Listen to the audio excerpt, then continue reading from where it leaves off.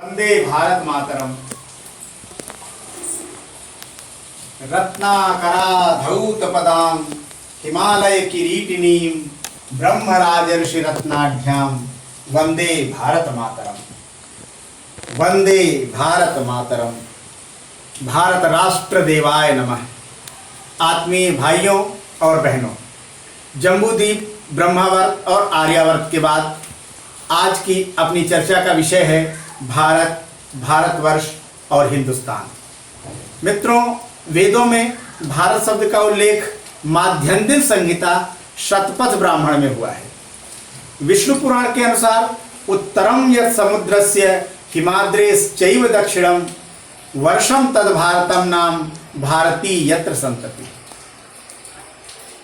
भारत शब्द के साथ प्रयुक्त वर्ष भारतवर्ष, इस भारत के साथ ये जो वर्ष शब्द जुड़ता है, यह कोई अलग नाम बताने के उद्देश्य से नहीं है, बल्कि यह एक वैशिष्ट है जो कि हमारे देश की प्राचीन वैदिक राष्ट्र की संप्रभुता और इसकी राष्ट्रीय एकात्मकता को द्योतित करने के लिए वर्ष का प्रयोग उपलब्ध होता है।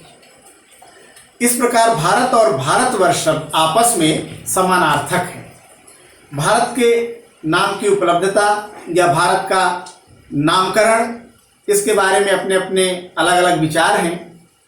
बचपन से ही हम पढ़ते आए हैं कि हस्तिनापुर के महाराज दुष्यंत और उनकी महारानी शकुंतला के प्रतापी पुत्र भरत के नाम पर हमारे देश का नाम भारत पड़ा। यद्यपि ये बात हमें बिल्कुल ही अप्रासंगिक लगती है। इसके पहले से ही हमारे देश का नाम भारत था, जैसा कि विष्णु पुराण में उपलब्ध है। अभी मैंने बताया उत्तरम यत् समुद्रस्य हिमाद्रेश्चैव दक्षिणम, परिमाण भी बताया गया। वर्षम तद भारतम नाम भारती यत्र संतति। बृहस्पति आगम में हिंदुस्तान शब्द मिलता है।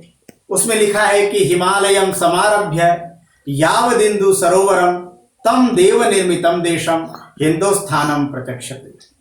मित्रों, इतनी प्राचीन परंपरा और इतना प्राचीन नामकरण और इस भारत देश के साथ मातृत्व का बोध, यह जो है भारत के विश्व गुरुत्व को सिद्ध करता है। भारत पूरी दुनिया में ज्ञान का आलोक विकीर्ण करने वाला सर्वप्रमुख और सर्वप्राचीन देश है। इसीलिए इसके बारे में लिखते हुए भगवान मनु ने लिखा है, एतद् देश प्रसूतस्य सकाशात् अग्रजन्मनः स्वं स्वं चरित्रम शिक्षेरन् पृथिव्याः सर्वमानवाः।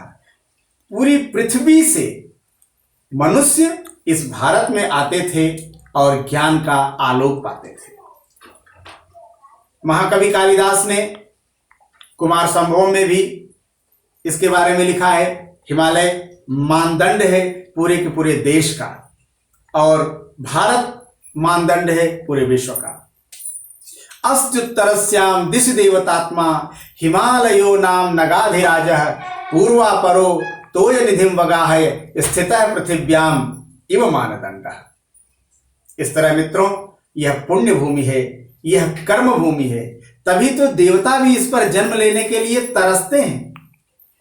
कहा है, गायन्ति देवाः किल गीतकानि धन्यास्तु ते भारत भूमि भागे स्वर्गापवर्गास्पद हेतु भूते भवन्ति भूयः पुरुषः सुरत्वात्। यहाँ पे पैदा होने वाला मनुष्य भी देवता हो सकता है और देवता मनुष्य के रूप में जन्म लेने के लिए इसी भारत भूमि में आते हैं, जम्बूद्वीप में ही आते हैं।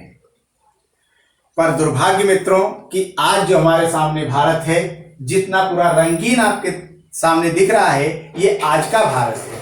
लेकिन इसी के साथ साथ पूरा अफगानिस्तान, पाकिस्तान, नेपाल, भूटान, बर्मा, श्रीलंका, ये सब आपके जो सामने हैं, वह है हमारा अखंड भारत।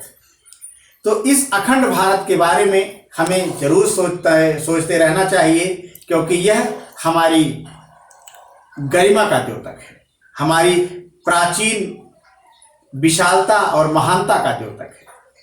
एक बार आज मैं आपको ये बताना चाहूँगा मित्रों कि हमारे भारत का जो पूरा का पूरा क्षेत्रफल हुआ करता था, जो उसकी विशालता हुई होती थी, वह चाणक्य के समय तक, चाणक्य के बाद भी बहुत वर्षों तक, जिसे हम आज अखंड भारत कहते हैं, उसका पूरा क्षेत्र लगभग 59 लाख वर्ग किलोमीटर से भी अधिक था।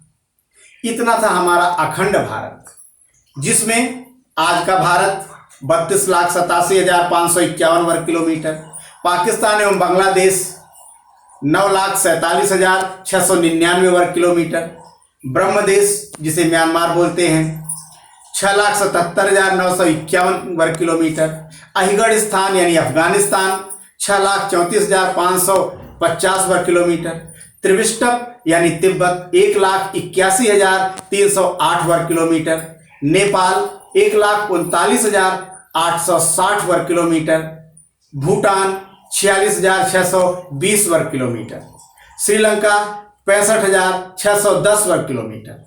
तो इतना सब कुछ हमारा भारत था, जिसे हम अखंड भारत कहते हैं। पर दुर्भाग्य की बात है कि हमारे भारत के टुकड़े टुकड़े होते रहे, हमारे भारत का विभाजन होता रहा, हमारी भारत माता का अंग भंग होता रहा, और तथाकथित नेता और बुद्धिजीवी मेरा भारत महान कहते रहे। एक बार हमें यह जरूर सोचना चाहिए कि हमारा भारत कितना विशाल था, आज कितना है, और जितना है उसमें भी कितने प्रकार के विवाद हैं, कितने प्रकार के कलह हैं। शांति का वातावरण बनाएं, ऐसा प्रयास करें कि भारत हमारा सुसमृद्ध हो, भारत हमारा पूरी दुनिया का कीर्तिमान फिर से बने।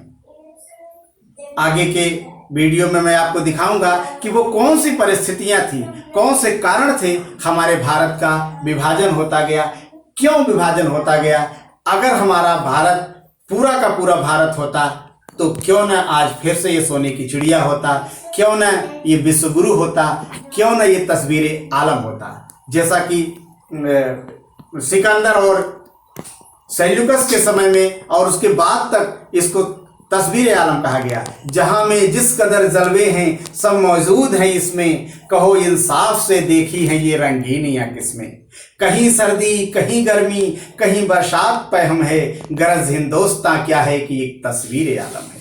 इस तस्वीर आलम हिंदुस्तान को, इस भारत को बरकरार रखना है, इसकी एकता अखंडता को अक्षुण्ण रखना है। ये हम सबके ऊपर इसका बहुत बड़ा दायित्व है मित्रों। इसलिए अपनी राष्ट्रभक्ति को पहचानिए, अपने भारत माता को पहचानिए, अपनी भारत भूमि को पहचानिए। इस जन्मभूमि, इस पुण्य भूमि, इस कर्म भूमि के अस्तित्व की रक्षा के लिए सारे बैर भाव भुला करके, सारे वैमनस्य को, सारे भेदभाव को अलग रख करके भारतीयता के नाम पर एक रहिए, स्वस्थ रहिए, मस्त रहिए। जय हिंद, जय भारत, वंदे मातरम।